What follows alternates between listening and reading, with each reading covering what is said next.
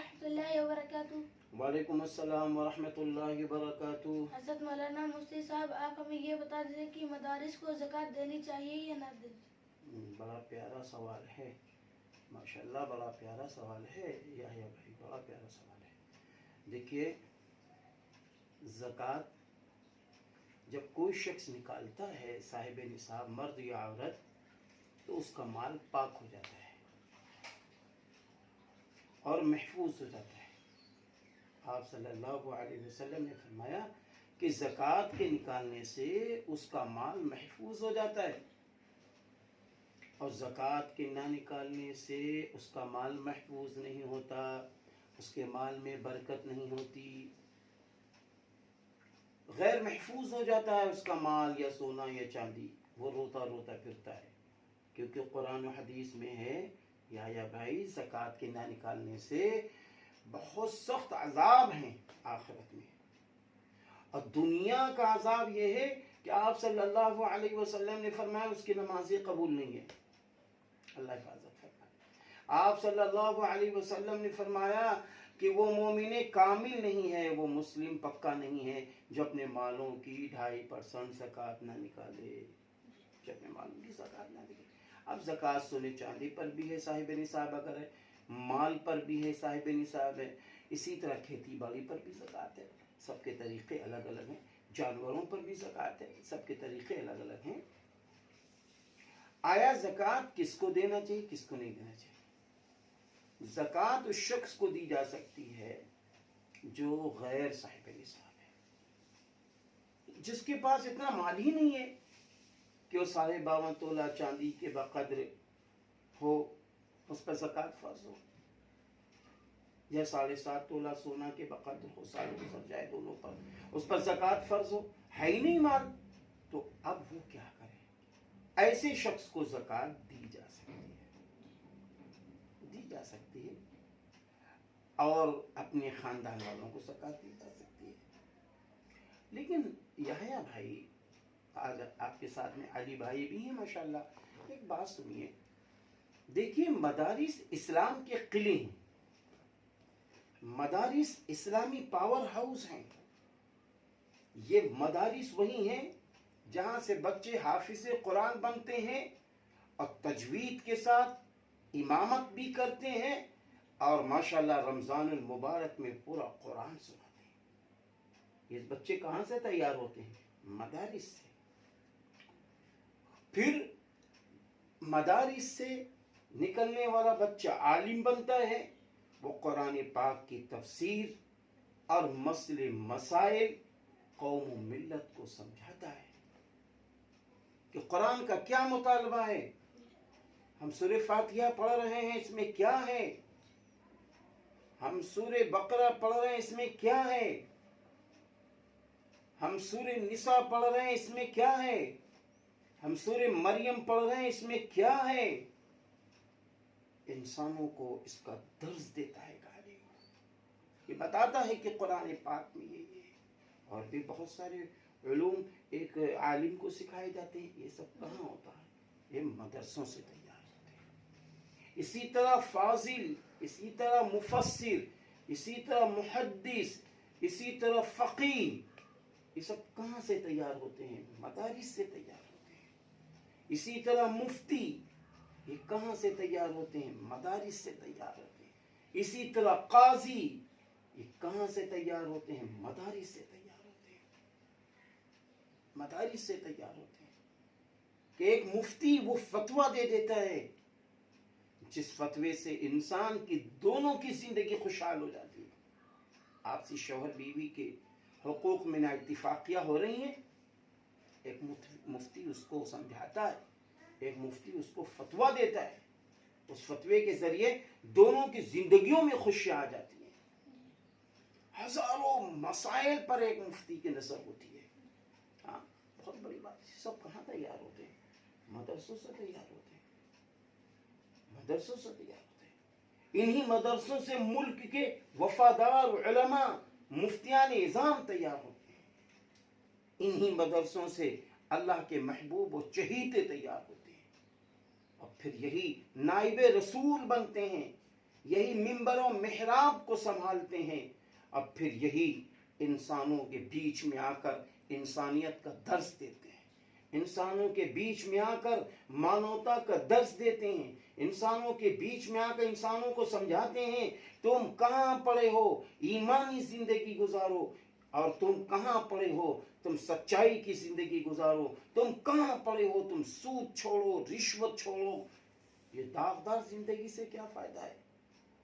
تم ایسی زندگی گزارو کہ جب تم اپنے پیدا کرنے والے پاس، اللہ کے پاس پہنچو تو وہ اللہ کہے کہ ہاں ہم نے جو تم کو علم دیا تھا اور ہم نے جس مقصد کے لیے تمہیں پیدا کیا تم وہ مقصد پورا کر کے آئے ہو، جناب محمد رسول اللہ صلی اللہ علیہ وسلم کی سنتیں لے کر آئے ہو، میری محبت لے کر آئے۔ یہ سب کہاں سکھایا جاتا ہے؟ مدرسوں میں سکھایا جاتا ہے۔ اس لیے مدرسوں میں زکوٰۃ دینا آج کے دور میں افضل ہے۔